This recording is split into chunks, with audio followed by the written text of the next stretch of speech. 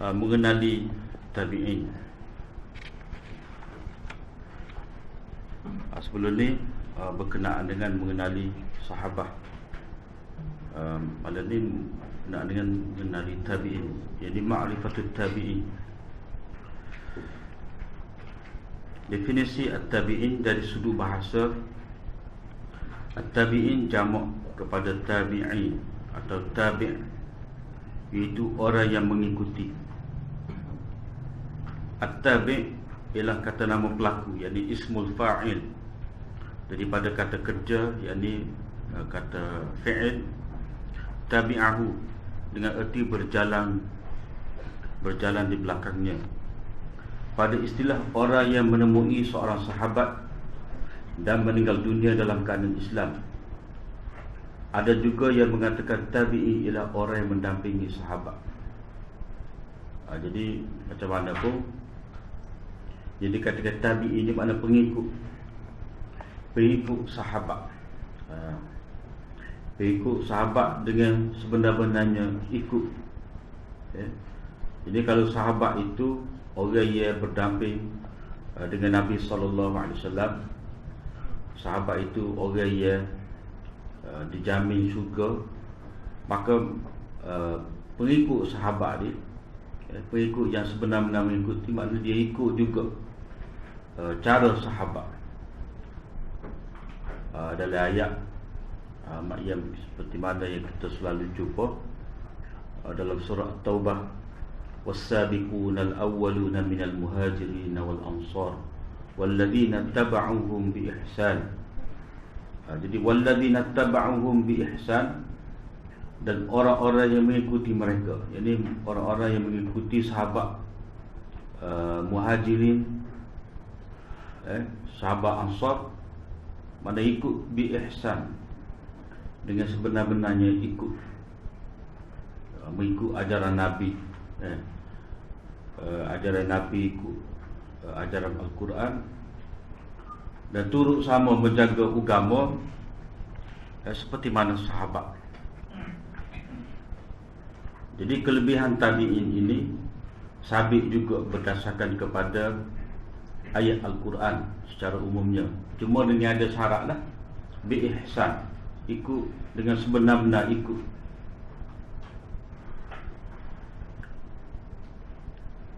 Begitu juga dalam hadis Nabi ada sebut khairun nas qarni summal ladina yalunahum summal ladina yalunahum.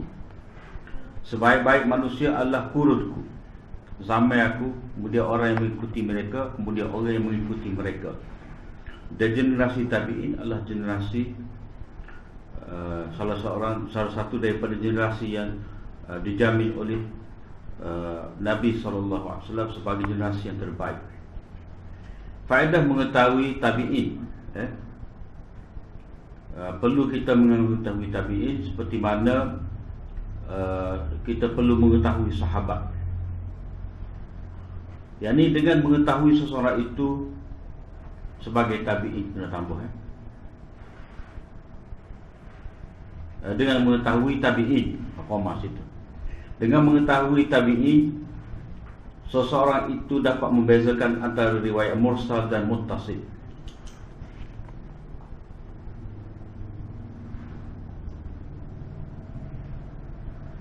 Dengan mengetahui tabi'in, seseorang itu dapat membezakan antara riwayat mursal dan muttasil.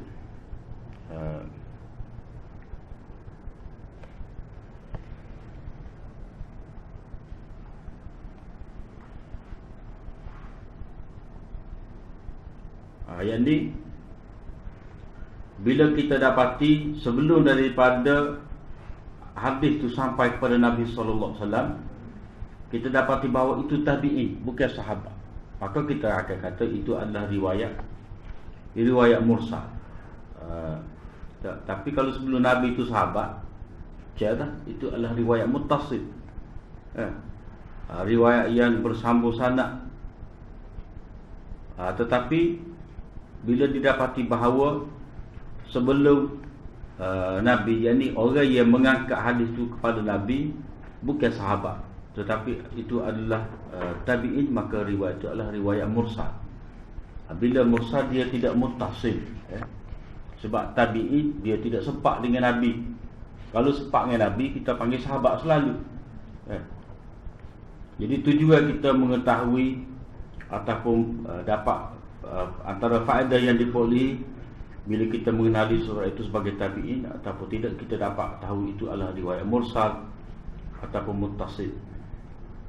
Kemudian tabaqat tabi'in, kelas-kelas tabi'in, seperti mana sahabat tabi'in dia ada tabaqat juga.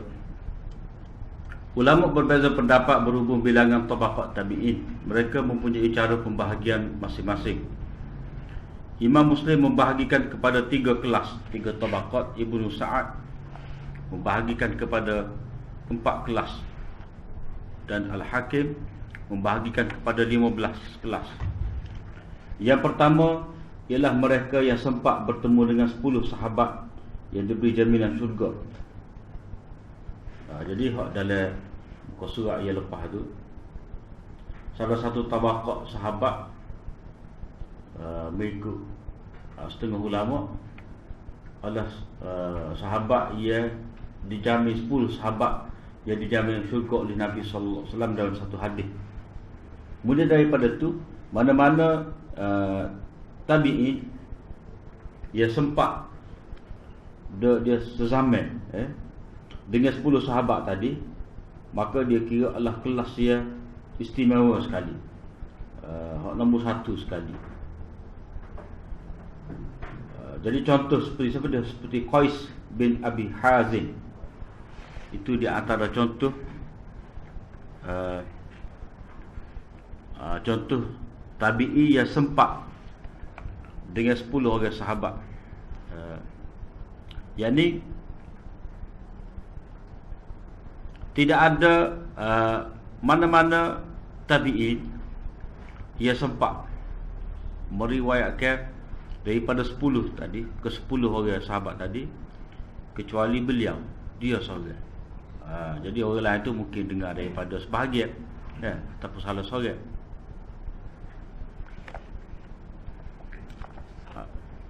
Kemudian kalau dia kata tabaqat yang pertama, itu adalah seperti Qais bin Abi Hazim yang sempat dengan 10 orang sahabat yang dijamin syurga. Hak akhir sekali, tabaqat tabi'in ialah orang yang sempat bertemu dengan Anas bin Malik. Pada tabi'i yang hak dan dengan Anas bin Malik, yang ni di kalangan penduduk Basrah. Sebab dia kira orang yang terakhir mati di Basrah itu adalah sahabat yang akhir meninggal dunia di Basrah itu adalah Anas bin Malik. Kemudian orang yang sempat dengan Abdullah bin Abi Aufa, mana tabi'i yang sempat dengan Abdullah bin Abi Aufa dari kalangan penduduk Kufah.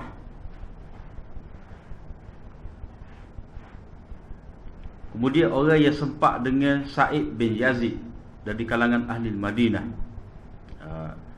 Jadi ketiga-tiga sahabat ini adalah sahabat yang paling akhir meninggal dunia. Jadi di Basrah ada Anas bin Malik, di Kufah Abdullah bin Abi Aufa, dan di Madinah As-Sa'id bin Yazid.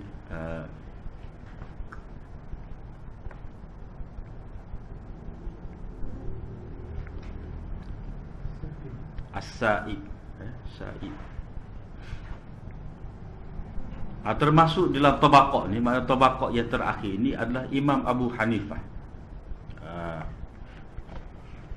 Ada berkenaan dengan Imam Abu Hanifah ni sebagai tabi'in, itu sesuatu yang tidak dapat dinafikanlah.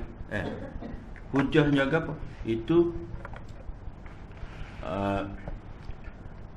Imam Abu Hanifah dia bersempat dengan Abdullah bin Unais.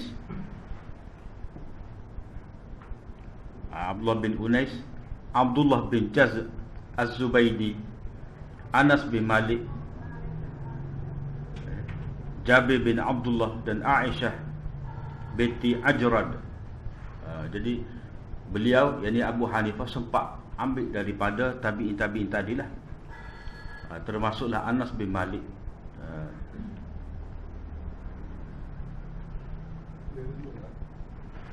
Imam Abu Hanifah ni.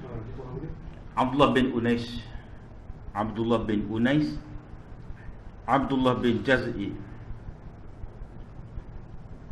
Az-Zubaydi, kemudian Anas bin Malik, Jabir bin Abdullah,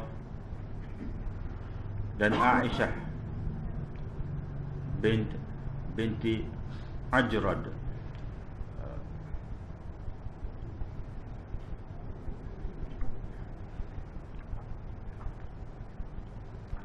Lepas tu dulu kita ada sebut kena dengan sahabat besar, sahabat kecil, tabi'i besar, tabi'i kecil. Dah.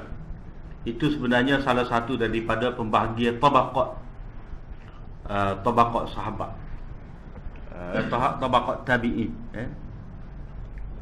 Ini hak biasa dapati dalam kitab-kitab mustalah, kitab-kitab usul hadis, jarh wa ta'dil.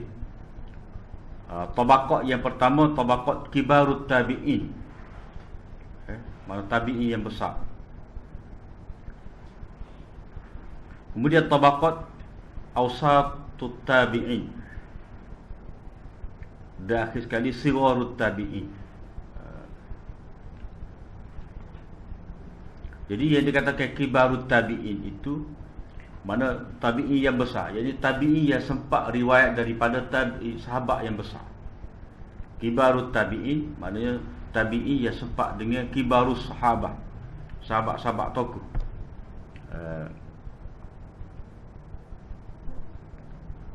Jadi hadis-hadis mereka ni, hadis-hadis kibarut tabi'in ni kira-kira macam hadis sahabat hak akhir. Sahabat hak akhir masuk Islam. Sebab dari segi zaman tu kira selisih, tidak selisih lah, mana sezaman betul-betul.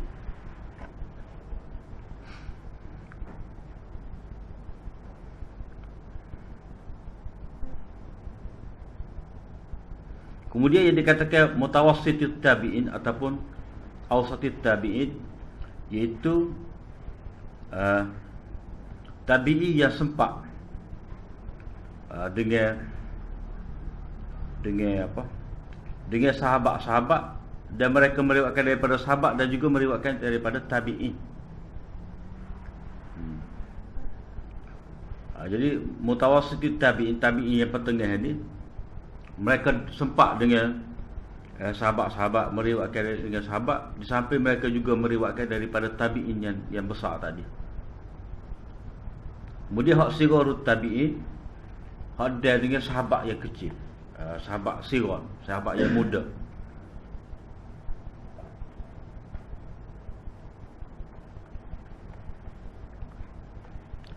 Kemudian mukhadramun, ini salah satu tabaqat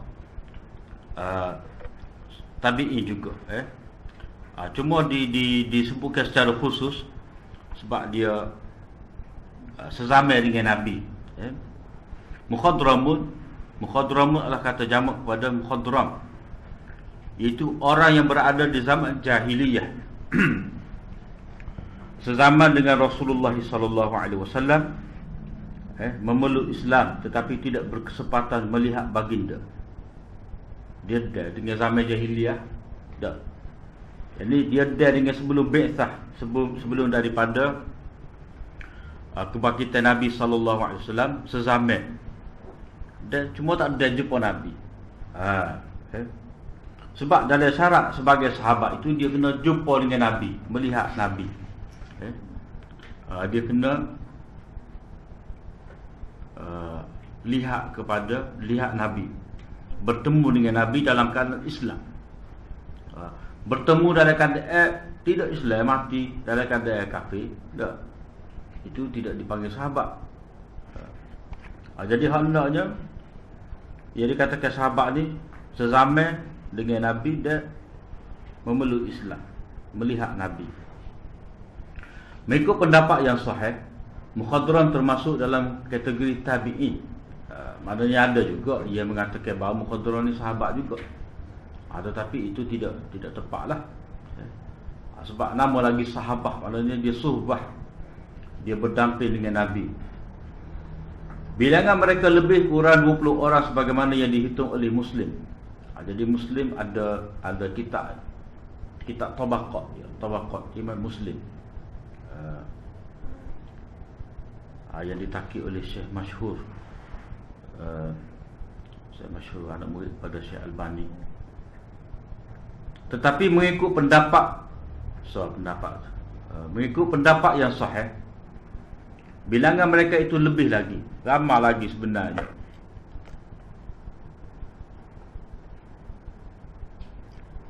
Antara mereka ialah Abu Uthman An-Nahdi, Al-Aswad bin Yazid An-Nakhai. Kemudian 7 fuqaha di Madinah,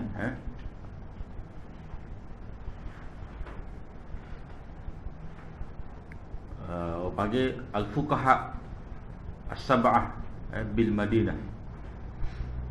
7 fuqaha di Madinah. Jadi dikatakan 7 fuqaha di Madinah ni maknanya bila mereka sepakat atas satu masalah, pendapat itu adalah satu keistimewaan. Dan mereka ni adalah anak-anak kepada sahabat yang besar. Di antara tokoh-tokoh utama tabi'in ialah 7 orang fuqaha. Mereka semuanya adalah ulama besar dari kalangan penduduk Madinah. Mereka ialah Sa'id ibn al-Musayyab, Al-Qasim bin Muhammad, Urwah bin Az-Zubair, Kharijah bin Zaid, Abu Salamah bin Abdurrahman, Ubaidullah bin Abdullah bin Utbah, dan Sulaiman bin Yasar. Jadi Sa'id bin Musayyib ataupun Sa'id bin Musayyab, ada baca belakang tu Musayyib. Sa'id bin Musayyib itu adalah menantu Abu Hurairah. Qasim bin Muhammad tu cucu Abu Bakar. Urwah bin Az-Zubair, ini pun cucu Abu Bakar juga. Az-Zubair tu dia berkahwin dengan Asma. Kharijah bin Zaid bin Thabit, ini anak Zaid bin Thabit. Zaid bin Thabit ni maklumlah, antara sahabat Nabi yang alim tentang Quran, dan juga faraid, wa afraduhum at-tabi'in, wa afraduhum Zaid bin Thabit. Yang paling mahir dalam faraid ni, saka ni, adalah Zaid bin Thabit. Jadi Kharijah ni anak dia. Abu Salamah bin Abdurrahman bin Auf, Ubaidullah bin Abdullah bin Utbah, dan Sulaiman bin Yasar. Cuma ada juga perbezaan di kalangan ulama yang menghitung fuqaha as-sab'ah ni. Nombor 299 tu, Ibnu Mubarak menyebutkan Salim bin Abdullah bin Umar pada tempat Abu Salamah. Itu kasih tu. Abu Zinad pula mengatakan Abu Bakar bin Abdullah pada tempat Salim bin Abdullah bin Umar dan Abu Salamah. Ia beza situ. Tapi pendapat mereka ni bila sepakat, ada sangat istimewa.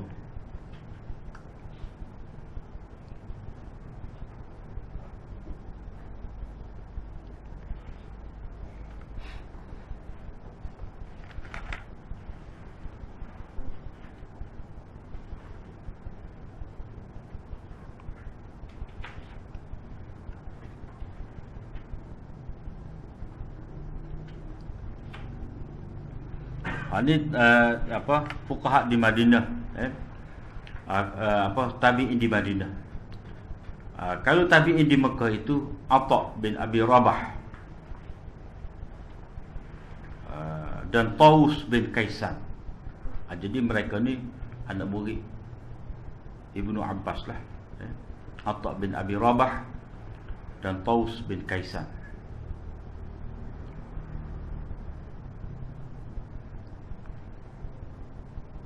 Di Kufah pula Alqamah bin Qais An-Nakhai, Masruq Ibnul Ajda' Al-Hamdani,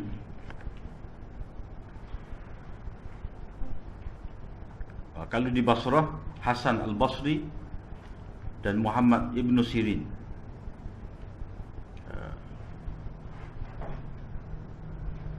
Kalau di Syam pula Abu Idris Al-Khawlani.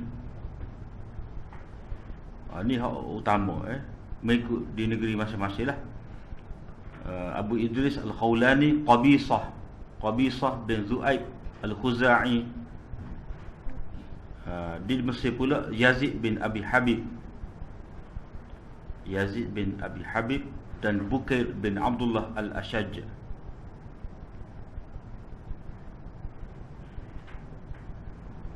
Jadi hal ini sebahagian daripada ilmu rijal lah, ya. Mana kalau tentang ilmu rijal ni, dia akan sebut tabaqat sahabat siapa dia, tak tabaqat tabi'in. Dia sebut hak utama, guru, di Basrah dan Muhammad bin Sirin. Mesir Yazid bin Abi Habib dan Bukair ibnu Abdullah Al-Ashaj.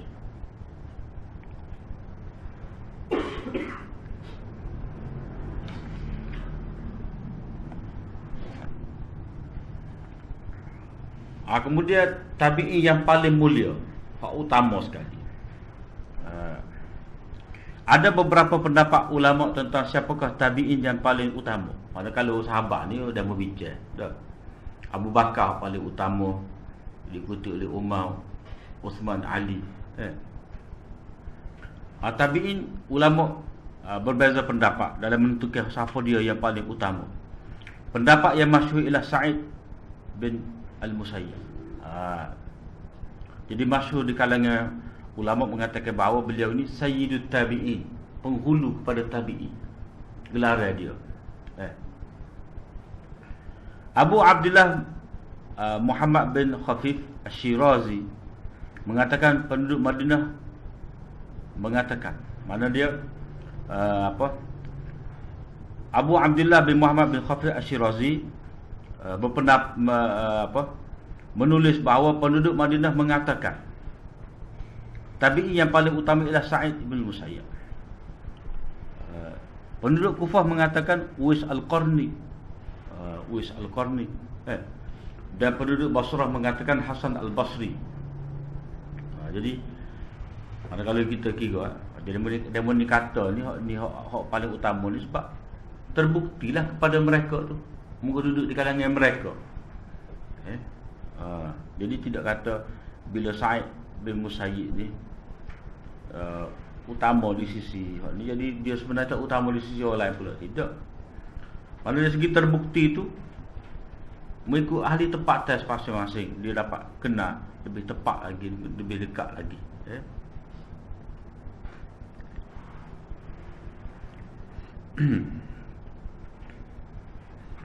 Kalau Al-Iraqi dalam syarah Alfiyah dia kata, hak sahih, hak betulnya kata dia, berdasarkan kepada riwayat Muslim dalam sahih dia daripada hadis Umar bin Al-Khattab bahawa saya mendengar Nabi sallallahu alaihi wasallam bersabda, inna khairat tabi'in rajulun yuqalu lahu Uwais. Dia pakai dengan hadis ni. Seperti mana gapo-gapo pun kita ukur dah. Kita kata paling baik ni, dia ada sudut dia. Jadi berbeza pendapat ni dari segi panggil ikhtilaful i'tibarat ataupun haithiyah. Mana Uwais Al-Qarni ni betul juga asal Basri, orang nampak sudut zuhud dia tu. Kalau orang kata paling afdal sekali Sayyidut Tabi'in, orang tengok pada ilmu dia tu, dia fuqaha sab'ah. Fuqaha as-sab'ah. Anak sahabat lagi, dak menantu sahabat lagi. Sahabat yang paling banyak meriwayatkan hadis pula.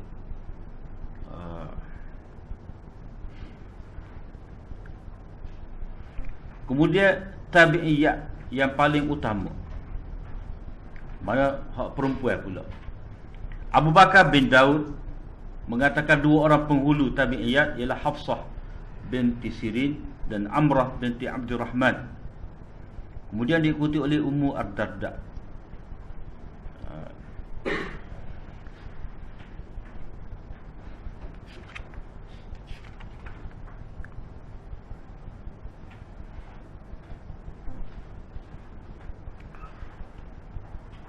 Hafsah binti Sirin itu adik-beradik Muhammad bin Sirin. dia ada apa? Dia ada neb bersaudara.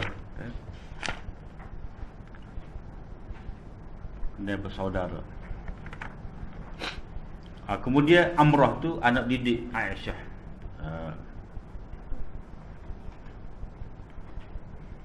Jadi di kalangan mana kalau sahabiah ni memang maklumlah isi Nabi.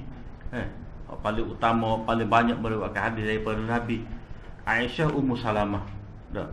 Kalau di kalangan tabi'iyah ni paling banyak adalah Amrah binti Abdurrahman.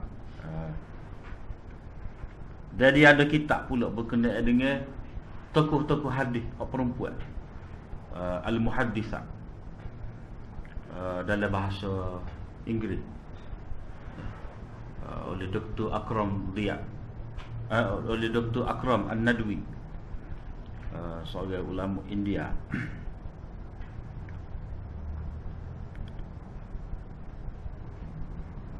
Kemudian diikuti oleh Ummu Darda. Ummu Darda ni adalah Ummu Darda As-Sughra.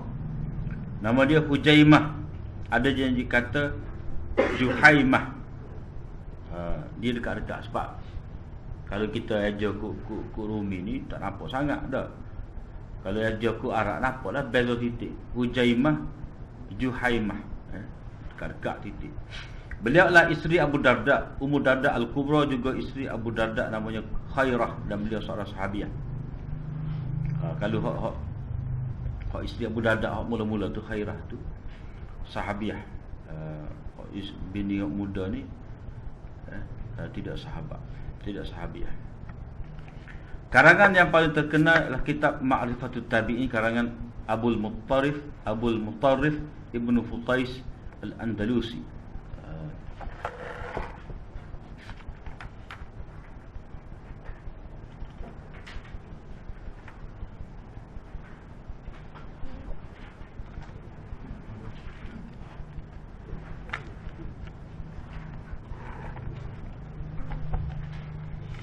Kemudian tajuk berikut, mengenali al-ikhwah wal akhawat. Ma'rifatul ikhwah wal akhawat. Prakata. Ilmu ini merupakan salah satu cabang ilmu yang diberikan perhatian oleh ulama hadis, dan mereka menulis khusus tentangnya, iaitu mengenali al-ikhwah wal akhawat. Mana tentang adik-beradik, pada saudara, bersaudara, ulama bersaudara. Yang ini mengenali saudara-saudara perawi kepada setiap tabaqah. Penulisan khusus tentang pengetahuan ini menunjukkan bahawa betapa ulama hadis memberi perhatian khusus kepada para perawi, nisbah saudara-saudara mereka, dan perkara-perkara lain sebagaimana akan dibicarakan nanti. Mana kita boleh tahulah, mana kalau kata ada beradik-beradik ni sebagai perawi, hak mana adik-beradik hak paling utama sekali, hak paling sederhana. Faedah mengetahui antara faedahnya ialah supaya tidak dianggap adik-beradik perawi yang mempunyai nama bapa yang sama. Mana supaya perawi yang mempunyai nama bapa yang sama tidak dianggap sebagai adik-beradik. Ayat tu belik sikit. Ada nak betul-betul lah. Supaya perawi yang mempunyai nama bapa yang sama tidak dianggap sebagai adik-beradik. Seperti Abdullah bin Dinar dan Ammar bin Dinar, bukan adik-beradik walaupun nama tu serupa. Orang yang tidak mengetahui akan menyangka bahawa mereka berdua adik-beradik, sedangkan sebenarnya tidak, walaupun nama bapa mereka sama atau serupa.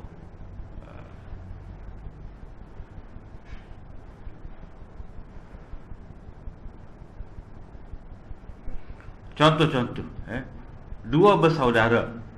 Dua bersaudara di kalangan sahabat Umar dan Zaid, anak-anak Al-Khattab.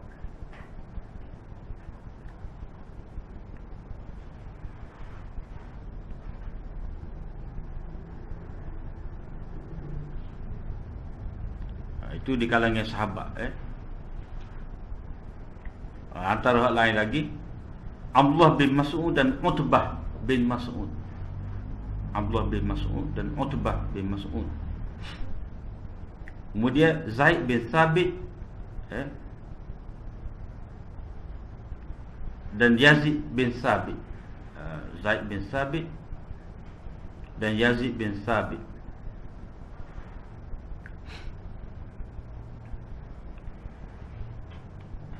Itu dua bersaudara di kalangan sahabat. Kalau dua bersaudara di kalangan tabi'i pula,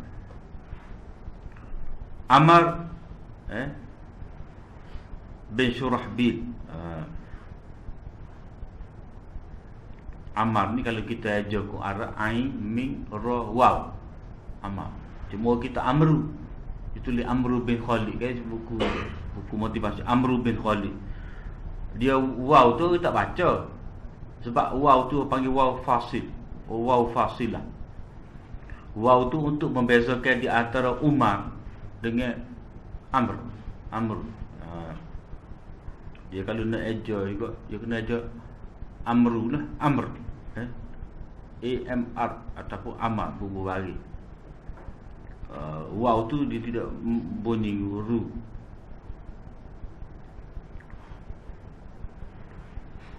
Dia nak membezakan antara Umar dengan Amr. Iaitu Amr bin Shurahbil dengan saudaranya Arqam bin Shurahbil. Jadi mereka berdua ni, yakni Amr bin Shurahbil dan saudaranya Arqam, itu adalah anak murid Ibnu Mas'ud. Kemudian tiga bersaudara di kalangan sahabat, Ali, Ja'far dan Aqil. Panjang iya tu Aqil, anak-anak Abu Talib.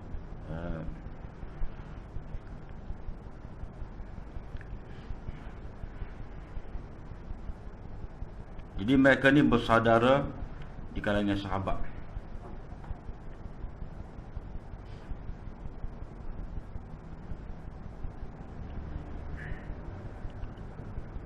Hak lain lagi, Sahal,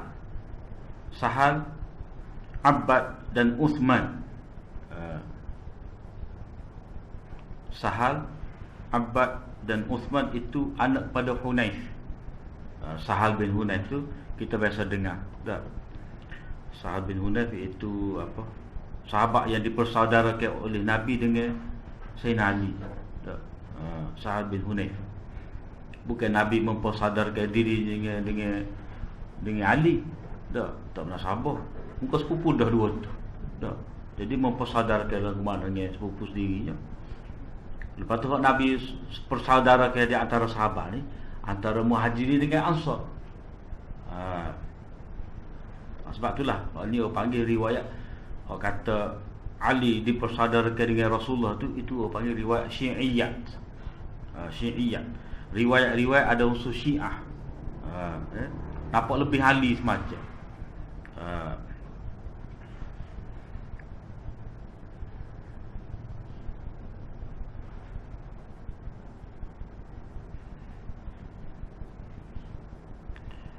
Kemudian tiga bersaudara di kalangan di kalangan tabi'in, Amr bin Shu'aib, Umar dan Shu'aib. Jadi mereka ni anak pada Shu'aib bin Muhammad bin Abdullah bin Amr. Jadi kita jumpa dah dulu tak? Ammar bin Shu'aib an abihi an jaddih. Jadi Ammar tu sendiri dia ada dua orang lagi, adik-beradik dia, Umar dan Shu'aib. Kemudian empat bersaudara di kalangan pengikut tabi'in. Empat bersaudara ni Suhail, Abdullah, Muhammad dan Saleh. Ini anak-anak kepada Abu Saleh. Abu Saleh ni kita jumpa minggu lepas.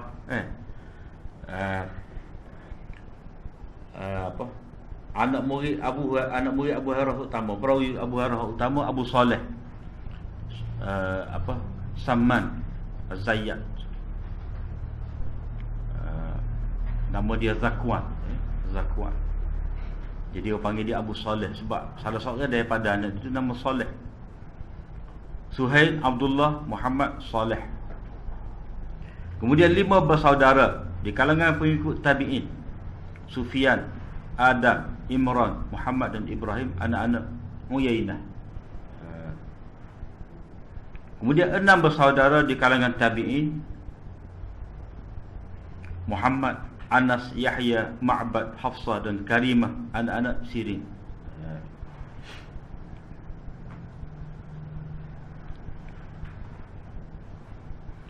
Kemudian 7 bersaudara. 7 bersaudara.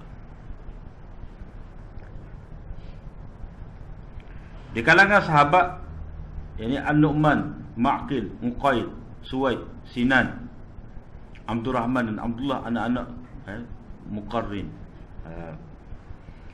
Ketujuh-tujuh mereka ini adalah sahabat yang telah berhijrah ke Madinah. Tidak ada sesiapa pun yang memiliki kemuliaan ini seperti mereka. Dikatakan mereka semuanya menyertai peperangan Khandaq. Kitab-kitab yang paling terkenal adalah kitab Al-Ikhwa oleh Abu Mutarrif bin Futais Al-Andalusi.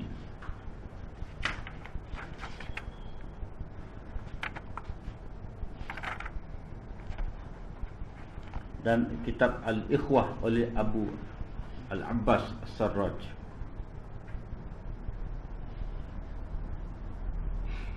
Kemudian Al-Muttafiq wal-Muftariq.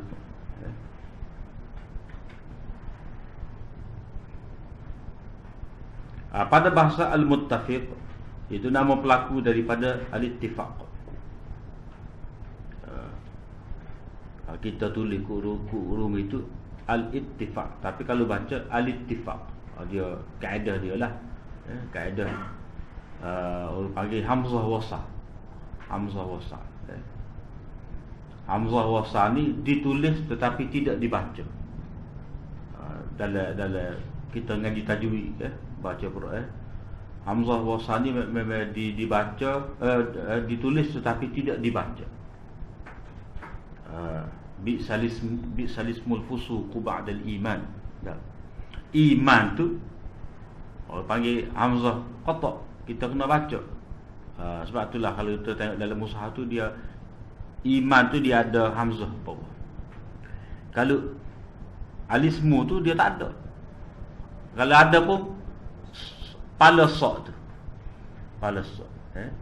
Pala sa' tu maknanya kita bila dia sambung dengan ayat sebelum dia tu, dia tidak dibaca. Tapi kalau dia duduk mula-mula tu, boleh baca. Baca Alhamdulillah. Dah. Atas alif tu dia ada pala sa'. Maknanya nak start ayat boleh baca. Tapi kalau kita wasal, tidak dibaca. Jadi Hamzah tu ataupun alif tu dibaca tetapi ditulis tetapi tidak dibaca. Dia satu lagi dekat dengan serupa, di apa, ditulis tadi, ditulis tapi tidak dibaca dah. Ditulis tapi tidak baca. Satu lagi dibaca tetapi tidak ditulis. Tanwin. Tanwin dah. Tanwin itu makna tanwin itu menjadikan nun. Dia tak ada nun. Dia tak ada nun tapi kita kena baca tanwin. Kalau tidak tak kena. Rajulun. Dah, rajulun. Lun tu mana ada nun tu kita baca lun. Nun mati. Jadi tu panggil tanwin. Di apa? Dibaca dibaca tetapi tidak ditulis. Hamzah wasal ditulis tetapi tidak dibaca. Jadi dia kena baca di sini al-ittifaq. Al-ittifaq. Faham apa? Al-ittifaq tulis itu supaya putih. Dah. No, dah. Ada ke tu. Kena kita baca kena suka demo. Ya. Pasal dia, tidak semestinya hak tulis tu nak baca belaka. Al-ittifaq jadi persamaan dan kesepakatan. Al-muftariq pula kata nama pelaku daripada al-iftiraq, perbezaan, lawan kepada al-ittifaq. Al-muttafiq, al-muftariq. Pada istilah persamaan atau kebetulan serupa, beberapa nama perawi dan bapa mereka secara tulisan dan sebutan tetapi berlainan individu. Jadi orang tidak sama. Termasuk dalam perkara ini juga persamaan nama dan kunyah mereka, nama dan nisbah atau lain-lain. Contoh Al-Khalil bin Ahmad. Terdapat 6 orang perawi yang memiliki nama ini. Orang yang pertama ialah Al-Khalil, guru kepada Sibawai. Guru kepada Khalil bin Ahmad. Itulah pengasas ilmu timbangan syair, Khalil bin Ahmad. Mana Khalil bin Ahmad ni ramai, siapa ni orang nama. Jadi hal ini muftariq, muttafiq dan muftariq. Kalau kemudian ni Syekh Khalil bin Ahmad Saharanpuri itu, pengarah Bazul Majhul.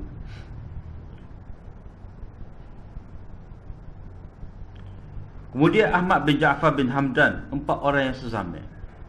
Ahmad bin Ja'far bin Hamdan, ada 4 orang. Umar bin Al-Khattab ada 6 individu. Kepentingan dan faedah mengetahuinya, kepentingan dan faedahnya mengetahui bahagian ini amat penting, kerana ramai ulama yang besar telah tergelincir disebabkan ketidaktahuan mereka. Biasanya duduk bahas-bahas bila satu masalah tu dibahas dah, ia ambil sehadis. Jadi kata dalam sanak ni kemah nama orang sekian-sekian. Dah. Jadi kata orang ni kuat. Mari hak lawan dia kata salah. Hak tu nama-nama sekian tu nisbah lain. Nama serupa, ayat serupa tapi nisbah tak serupa. Hak ni Al-Basri, hak tu Kufi.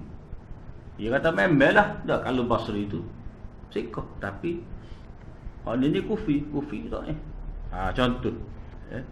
Mana salah tu, mana macam mana ulama boleh tersalah tu, sebab dia salah letak nisbah.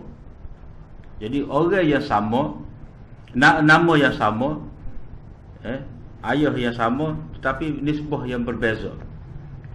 Boleh jadi orang yang berlainan, tahap ta'dil dia. Supaya tidak menyangka individu-individu yang mempunyai nama yang serupa itu sebagai orang yang sama, sedangkan mereka itu ramai.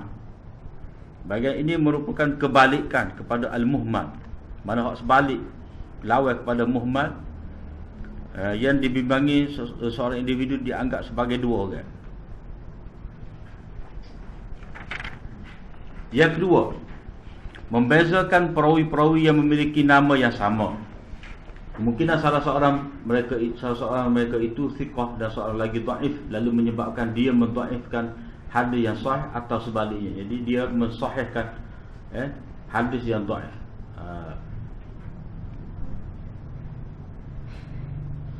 Bilakah elok mengemukakannya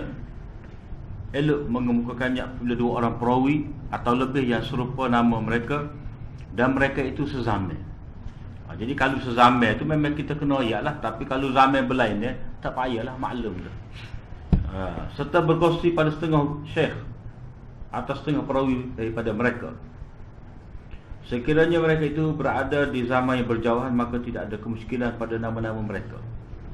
Macam Sufyan lah, Sufyan Ats-Tsauri seorang, Sufyan bin Uyainah. Masalah juga kita nak membezakan. Bila mari secara muhmal, bila saya muhmal ni, sebut Sufyan saja. Kalau mari dia kata Sufyan Ats-Tsauri ataupun Sufyan Ibnu Uyainah, sebut dengan lengkap. Ataupun disebut Ibnu Uyainah. Tapi kalau mari Sufyan saja tu dalam istilah dia dipanggil muhmal. Muhmal tu maknanya dia tidak letak nama bank, tidak letak nama ayah dia, dan tidak letak nisbah. Kalau kata Tsauri jelas lah. Ia jadi masalahnya sebab apa? Sebab antara Sufyan bin Uyainah dengan Sufyan Ats-Tsauri ni, mereka sama guru dan sama anak murid. Anak murid tu lebih kurang sama, guru pun lebih kurang sama.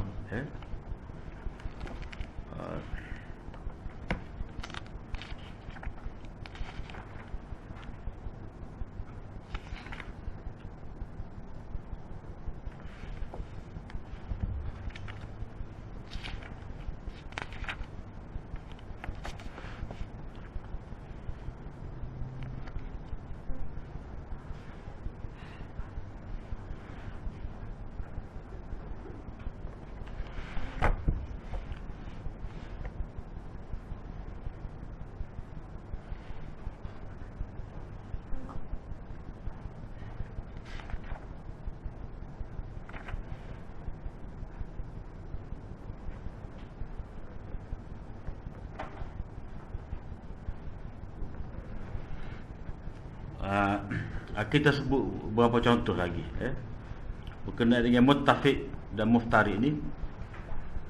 Antara contoh dia serupa nama ayah, serupa nama diri dan nama ayah, seperti Anas bin Malik. Anas bin Malik ni ada 10 orang nama Anas bin Malik.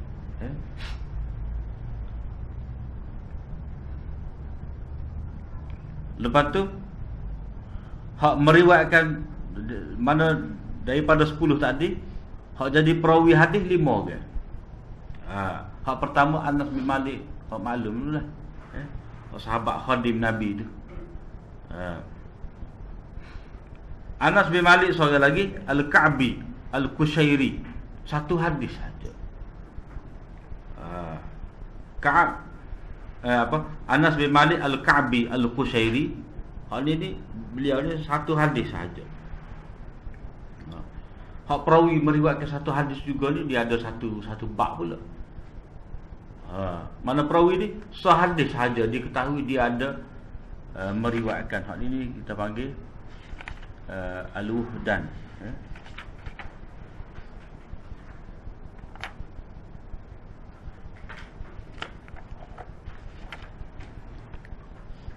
Individu yang ketiga iaitu ayah kepada Imam Malik, Malik bin Anas bin Malik. Kepada orang tak payah dia kata Imam Malik ni cucu anak kepada Anas bin Malik, Malik bin Anas, Anas bin Malik dah. Orang anggap dia ni anak beranak Anas bin Malik sahabat tu. Tu satu kena. Jadi Malik bin Anas, Anas bin Malik tu bukan orang ya sama. Yang keempat Al-Himsi, Anas bin Malik Al-Himsi. Seorang lagi Anas bin Malik Al-Kufi.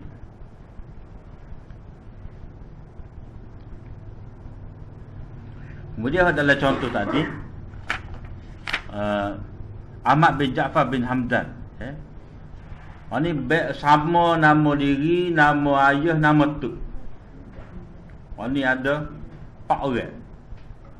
4 orang.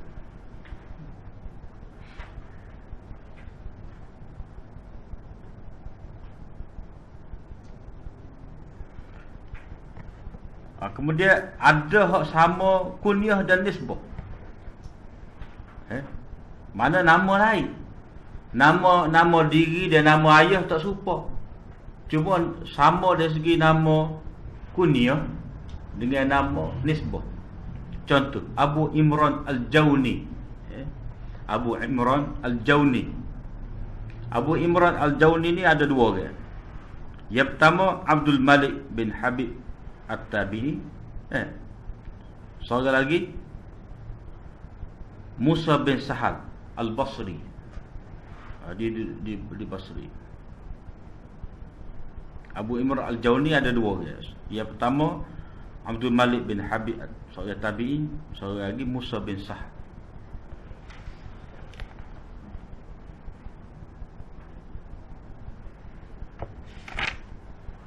Di antara kitab yang terkenal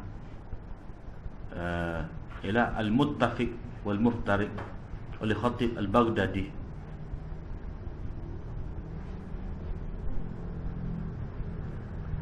Kemudian kitab Al-Ansab Al-Muttafiqah oleh Al-Hafiz Muhammad bin Tahir yang meninggal dunia pada tahun 508. Kitab ini khusus tentang Al-Muttafiq.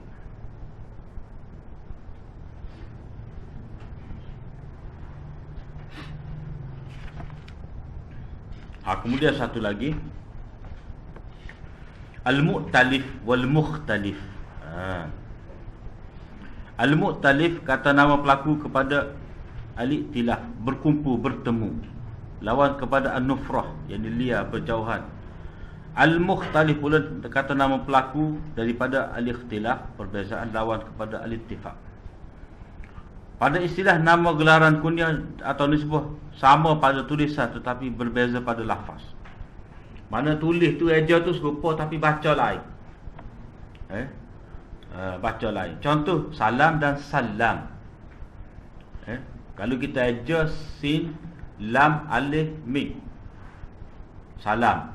Salam pun baca juga, boleh baca juga.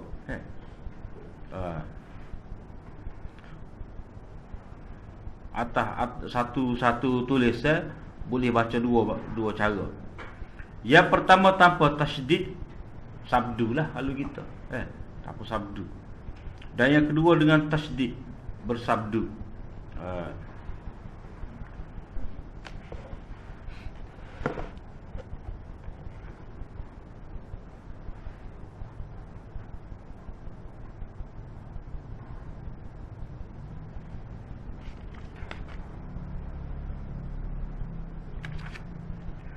Miswar dan musawwar. Kalau tulis ming, sing, waw, ra, miswar. Musawwar, baca dengan sabdu. Yang pertama dengan baris bawah pada huruf mim dan baris mati pada huruf sin dan waw tanpa tasydid. Yang kedua dengan baris hadapan pada huruf mim, baris atas pada huruf sin dan tasydid pada huruf waw. Yang ketiga al-bazzaz dan al-bazzar. Mana dari segi apa? Titik.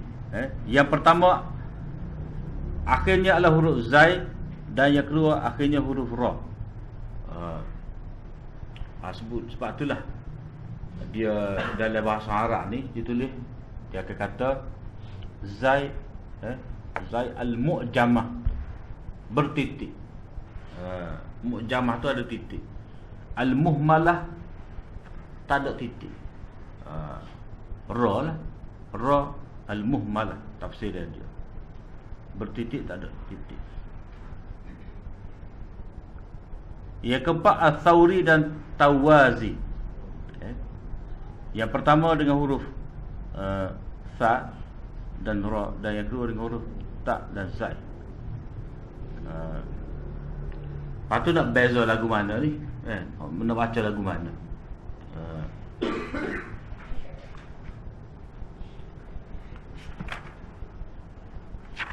Kata dia, kebanyakannya tidak mempunyai kriteria tertentu. Adakah ia mempunyai kayu ukur tertentu? Kita nak baca lagu ni bila?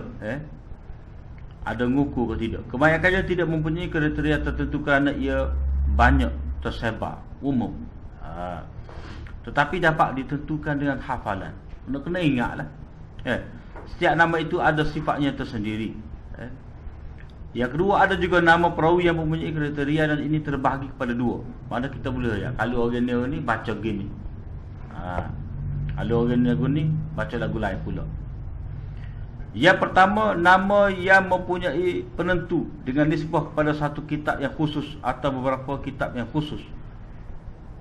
Seperti kita mengatakan setiap perawi nama Yasar yang terdapat dalam Sahih Muslim, dalam Sahih Bukhari, Sahih Muslim dan Al-Muwatta, maka ia adalah Yasar dengan huruf ya dan sin, kecuali Muhammad bin Bashar yang diajar dengan huruf ba dan shin.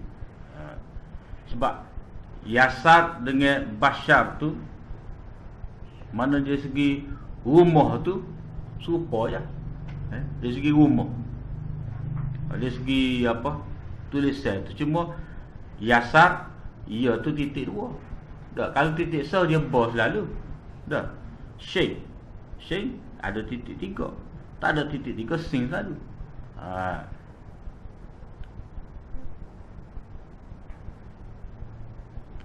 Nama yang mempunyai penentu secara umum, yakni tidak merujuk pada kitab-kitab lain seperti salam, semuanya dengan huruf tasdid kecuali lam.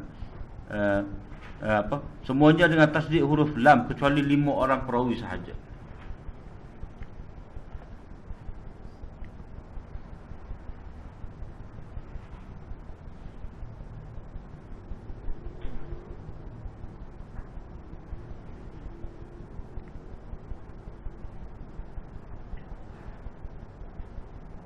Macam contoh ada dibuat di sini. Husain, ha sad ya nun. Semua tu dibaca dengan Husain, dibaca dengan Husain kecuali Aba Hasid. Ha sad ya nun. Cuma ha tu bagi atas. Tadi Husain tu bagi depan. Sad tu bagi atas. Jadi hanya dibaca Aba Hasin kepada Uthman bin Asim sahaja.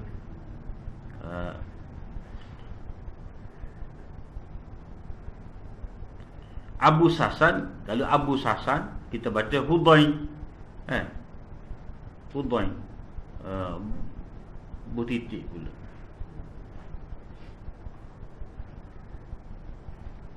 Hal ini dia ada kitab-kitab dia tu. Kalau kita baca Muqaddimah Imam Nawawi kepada Syarah Muslim, dia sebut ni kaedah. Kita kena ingat. Banyak kaedah dah. Dalam kita nak tahu orang ni baca gini, tu baca gini.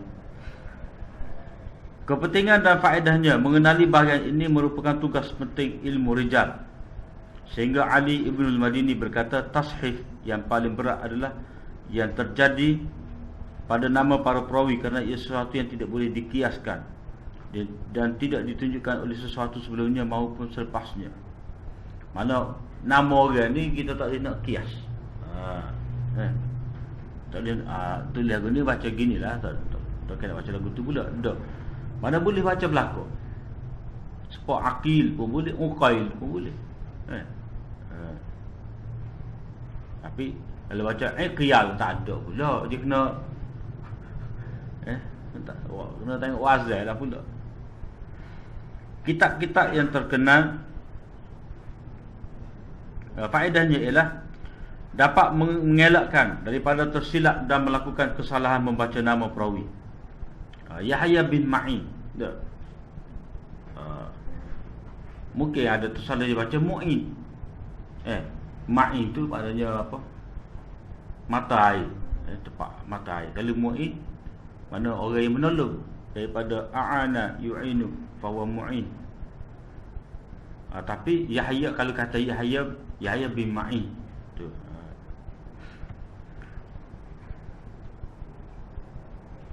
Al-Mu'talif, kitab-kitab yang terkenal, Al-Mu'talif wal-Mukhtalif oleh Abdul Ghani bin Sa'id. Yang kedua, Al-Ikma oleh Ibnu Makula dan tambahannya oleh Abu Bakar bin Nuqtah. Lepas tu dia ada satu kitab tak tebal ada, nak baca nama perawi, Al-Mughni fi Dhabti Asma'i Rijal, oleh Syekh Abu Tahir Al-Patani tu.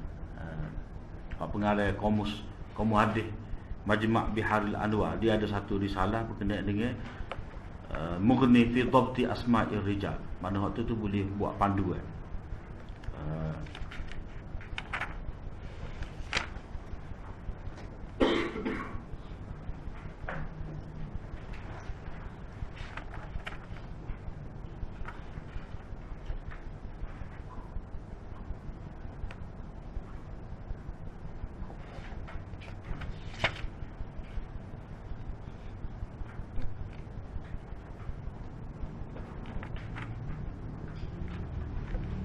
Lepas tu Al-Ikmal tu dah. Ikmal tu nama pendek, nama lengkap dia. Maksudnya kita boleh lengkap lah. Nama Al-Ikmal tu iaitu Al-Ikmal fi raf'il irtiyab anil mu'talif wal mukhtalif minal asma' wal kunna wal ansab. Itu nama lengkap dia. Al-ikmal fi raf'i al-irtiya' anil mu'talif wal mukhtalif min al-asma' wal kunna wal ansab.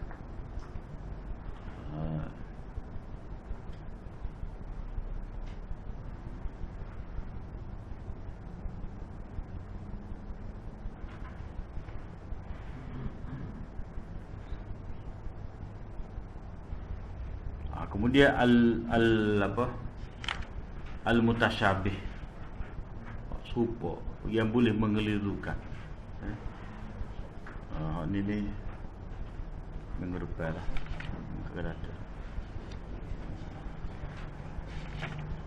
Wa akhiru da'wana